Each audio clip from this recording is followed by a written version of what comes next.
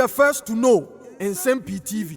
Former President John Dramani Mahama and the NDC policy ya omoton di amagana for ede ahwese Ghana for begia tumu ato aba ede ama wo come 2024 December 24-hour economy policy. Now that 24-hour economy policy ya won sensem de bibirebe you also tie NDC for nankasa obi a wonchirimu de ma 24-hour economy. I said don't get ya the nam east. The former president nankasa o flag bearer the nam west. Sami Jamfree the nam north. And afa obi eti say Felix Ofusu Kwache enso edene de enam south. Enti no in the NDC obi a e the explanation for the 24-hour economy policy. Ya chese nwanwa na duru baby nso na esre. Na Manasseh Azuri Awuni the write up will be aba. Yeah, according to the write up, Ochirimu a was a Ghana for money that way pa. It was our 24-hour economy policy no NDC for the namwa or moto to papa so sa. Ya will be to me find Chirimu papa be a informal. Was a Ghana for money now. Because according to Manasseh Azuri Awuni, it is looking as if say a hollow slogan. A hollow slogan. And some kanye bi a kire say emu haye pa. Yeah, onu say it is never a solid policy. Yeah, I was a Ghana for pay attention to it na kan say ya ginu humpo say yeah to aba e dia former president John Dramani Mahama amana be implemented. A policy yeah your friend 24-hour economy. Na inchechemu a Manasseh Azuri Awuni edima yidi.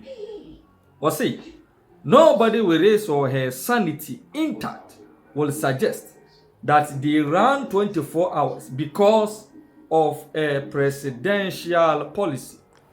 If John Dramani Mahama is sworn into office as Ghana's president on January 7, 2025, all the ministries, departments and agencies that close at 5 p.m. will still close at that time. All the metropolitan, municipal, and district assemblies across the country will close at 5 p.m. Their 8-hour schedules won't change. The public sector wage bill is already reported to be responsible for swallowing more than 60% of our annual national income.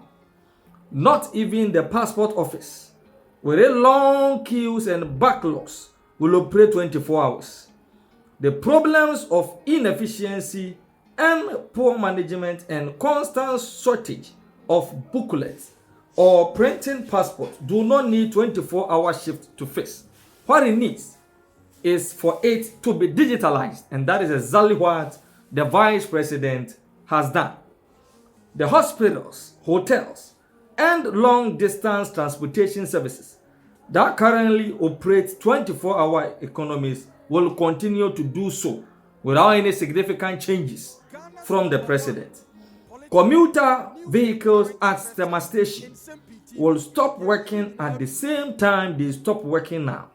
And the thousands of homeless young people, mostly female-haired porters from northern Ghana, will assume their rent-free tenancy of the vast space for the night.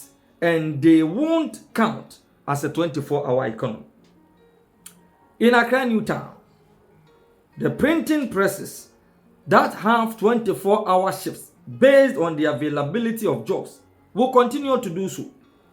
Those that don't have jobs won't even be able to complete their 8-hour day shifts.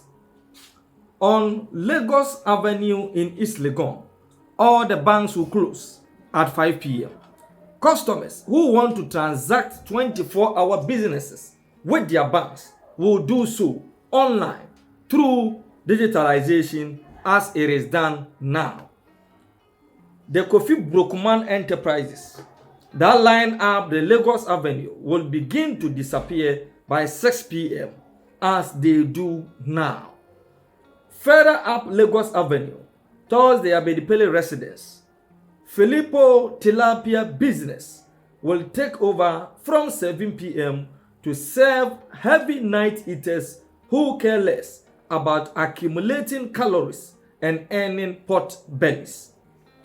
The nocturnal beauties of different sizes and colors, with flat and curvy contours, will as usual adorn either side of the street to provide libidinal satisfaction for adventurous men. The Atemuda cigarette and illicit drug sellers that provide services to the ladies of the night will continue to survive the police raids. Their nightly schedule will outlast the tilapia business, and by dawn, they will start to disappear as they had congregated at the announcement of ducks. In Katakrachi or Bongo, the economies of private enterprises won't travel past 10 p.m.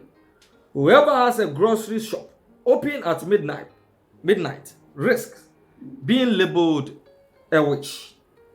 Long distance transport operators from Baligatanga to Wa will still be reluctant to travel on the dangerous road between the two old regional capitals that are yet to be linked with a tar road. Some travelers on tar roads will avoid making journeys at night to avoid accidents, especially when their prophets tell them that witches had installed tanks in their stomachs with which to drink blood on our routes.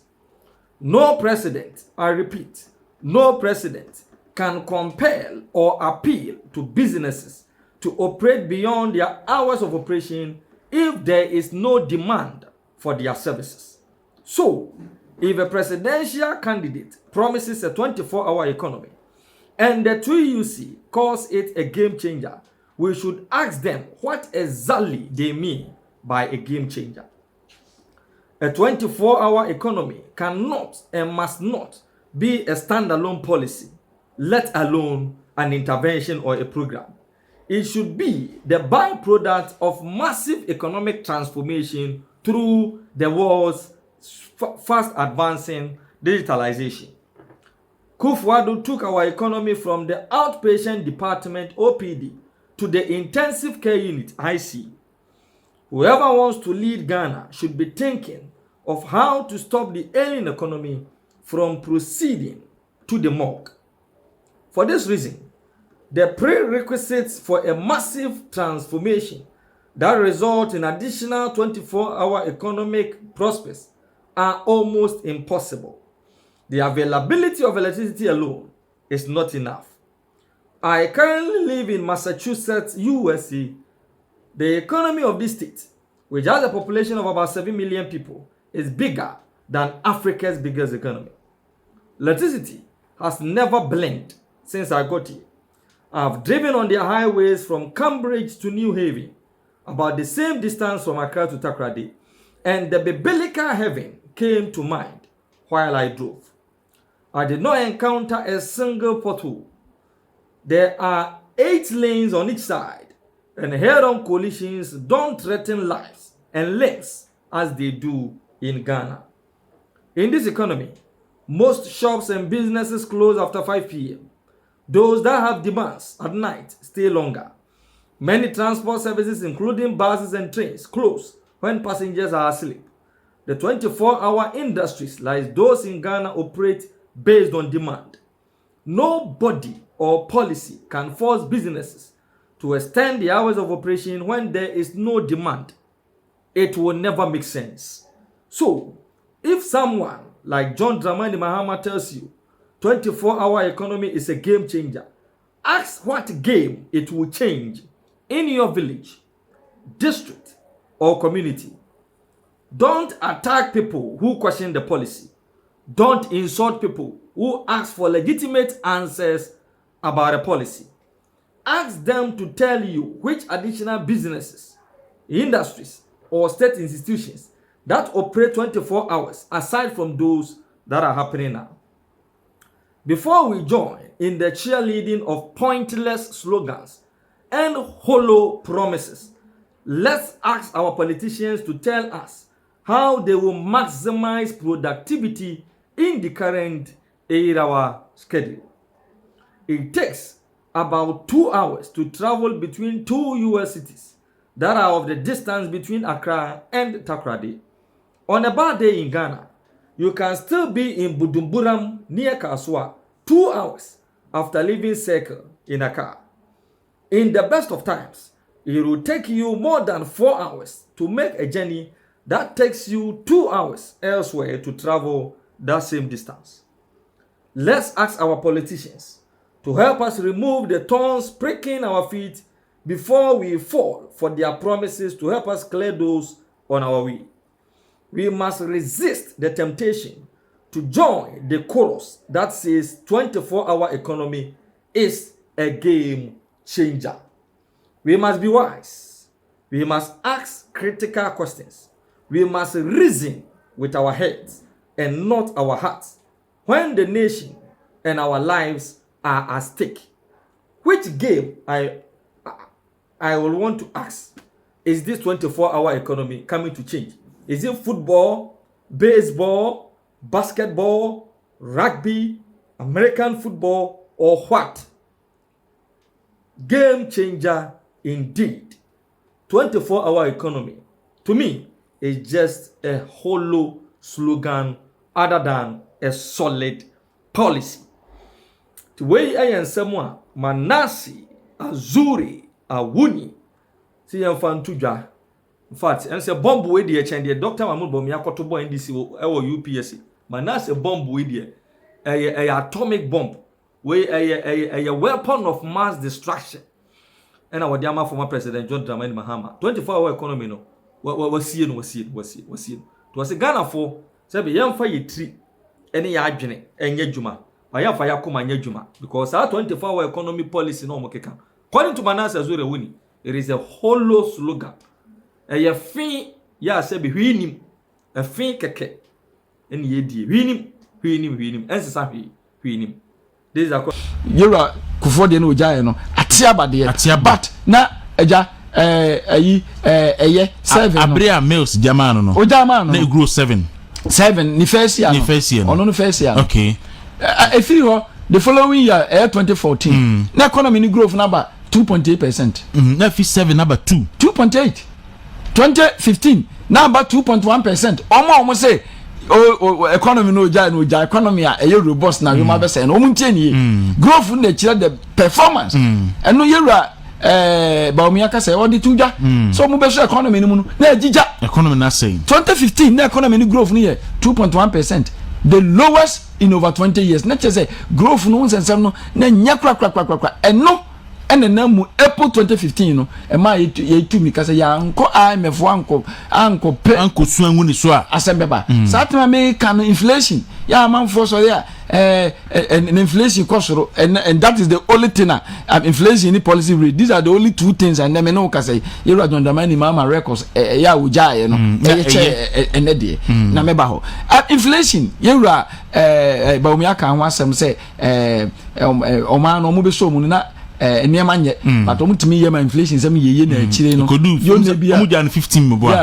yo ne bi ne bae no ebe say no mini inflation asem no yewura dwona jekum kofo be fa no 40.5%.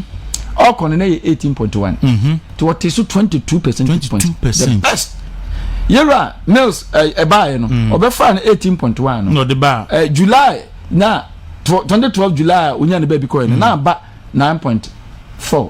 Me kai single digit di dwan asumo ya eno single digit ni bi no 9.4 yewura mahama be so mu every year na ekosoro eno do kwa fi 9 akodu 15 enti na chese yewura Rollins edi ma akofo bete so yewura Mills bete so yewura mahama bae no osan de koso enti sanko tena ho after 2016 na ke bi betime adube 30 otumu ono de ne de bia na koso. In fact let me say the first 4 years no de 2012 no kan ho a ni nyina ko soro na 20 over Bank of Ghana headline yine de year inflation year on year na de be kire on say ni ti ye 2016 no ehwa cost from kakra because na 17.7 2015 na 2016 ni na ba 15.4 mama nka se na akufa do ba ye no sa inflation na ye kan was me se edu ba bia enuru yewura John yewura ba mi a chire mu se omo bebo omo modern de nema gugu akwa so especially agricultural sector na nyakura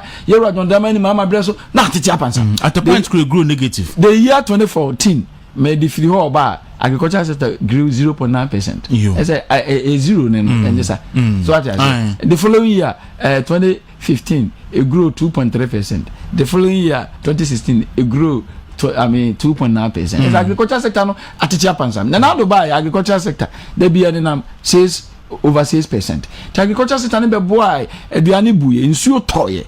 Nsuo no nyina achi no they were very intentional about agricultural growth until no the programs and policies and projects be about agricultural sector ma sector no etimi etumpompa. Meaning September 2019 na Ghana inflation 7.6, the lowest in 28 good years.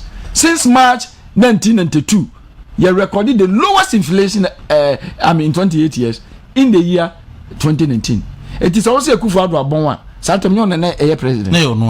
Now, Bibina, a call ye Bibina 2020, you see a free BB, COVID. Ya COVID in the band, if we are simultaneous factories, I would do a year, Juma, or any to tone, or to tomb. 2020 no aduane na factories na ye gu woni ne moma ya Austria ye ton wa ma no ne ade ade no, but 2021 na asa ema the whole world declare say ye will be a friend supply global supply crisis.